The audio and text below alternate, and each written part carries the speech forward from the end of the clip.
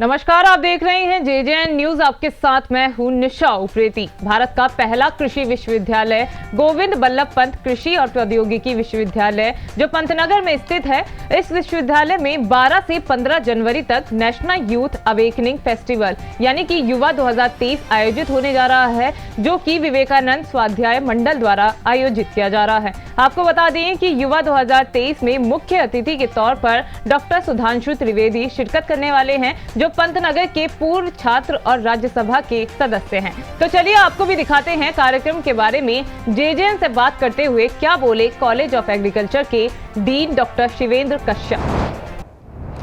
तो sir, first of all तो मैं ये जानना चाहूँगी, जो नेशनल यूथ अवेकनिंग प्रोग्राम है, जो इवेंट है, इसकी स्टार्टिंग कब हुई थी सर?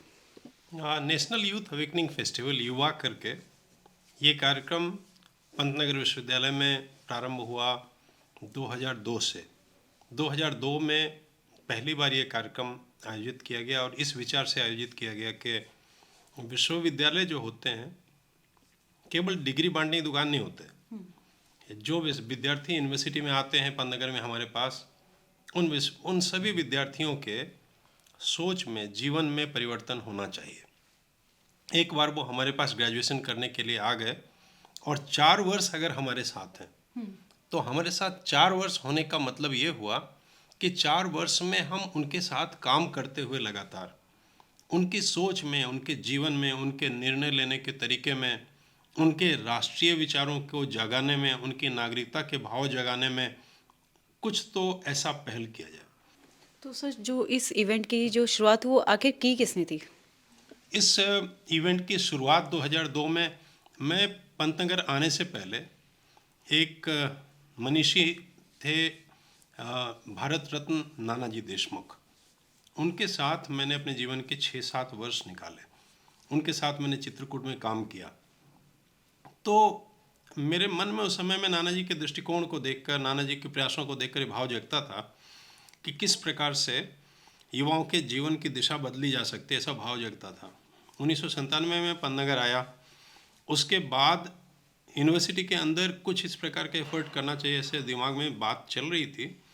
तो यहाँ पर संभावी और भी लोग जो थे, और जैसे ऐसे जो टीचर्स थे, फैकल्टी मेंबर्स थे, उनके साथ मिलकर हम लोगों ने मिलकर विचार करना शुरू किया कि कुछ इस प्रकार का प्रयास विश्वविद्यालय की परिधि में, विश्वविद्यालय की संरचना के अंदर में करना चाहिए। तो सर, जो VSM है, इसका फुल फॉर्म क्या है, और जो भी ये है, इसकी स्टार्टिंग किसने की और कैसे हुई सर? ये VSM विवेकानंद स्वाध्याय मंडल है। विवेकानंद स्वाध्याय मंडल भाव ही उसका ये है कि स्वामी जी के विचारों का अध्ययन करना और स्वामी जी के विचारों में से जो कॉन्टेक्चुअल है, जो आज के युवाओं से सीधे जुड़ता है, उनको युवाओं के जीवन से जोड़ने की कोशिश करना, उसके लिए VSM विवेकानंद स्वाध्याय मंडल बना। तो जैसे कि सर, अभी हम जैसे जानते हैं कि जो ये इवेंट है, अब इसे नेशनली भी काफ़ी लोग जानते हैं, बट जब इस इवेंट की शुरुआत हुई तो उस टाइम पे कितने अप एंड डाउन्स आपको फेस करने पड़े, कितनी मुश्किलें आपको उस टाइम पे आई? देखिए, किसी भी विचार को लेकर जब आप किसी उपक्रम शुरू करते हैं, कोई काम शुरू करते हैं, तो उसकी स्वीकार्यता होने में समय तो लगता है और समस्याएं भी होती हैं।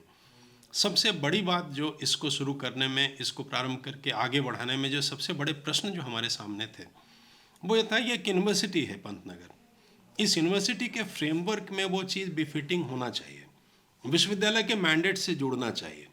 विश्वविद्यालय का मैंडेट है man making and life building, जो स्वामी जी कहते थे।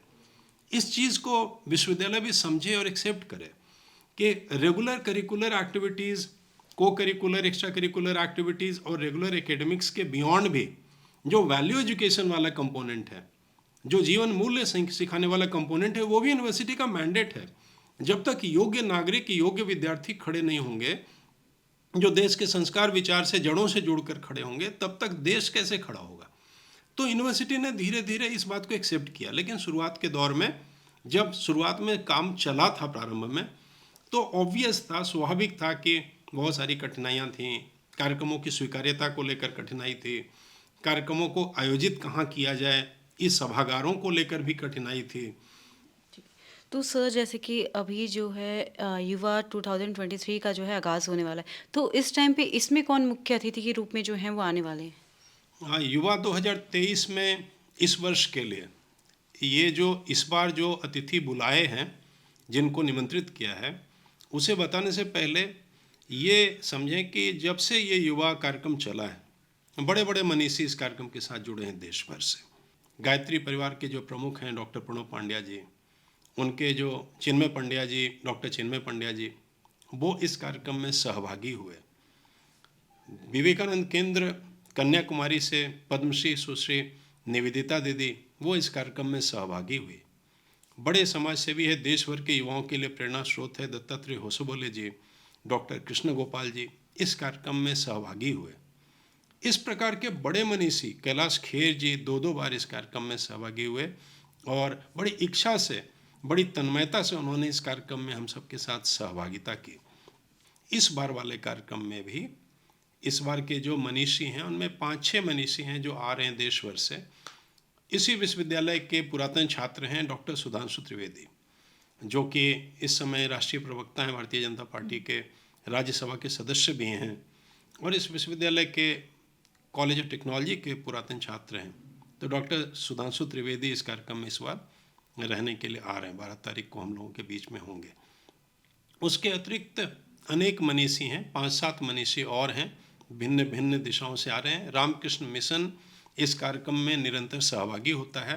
रामकृष्ण मिशन से कोई ना कोई संत एक जरूर सहभागी होते हैं हर वर्ष, जिसमें स्वामी शांतात्मानंद जी भी आए कभी, जो दिल्ली का रामकृष्ण मिशन को देखते हैं।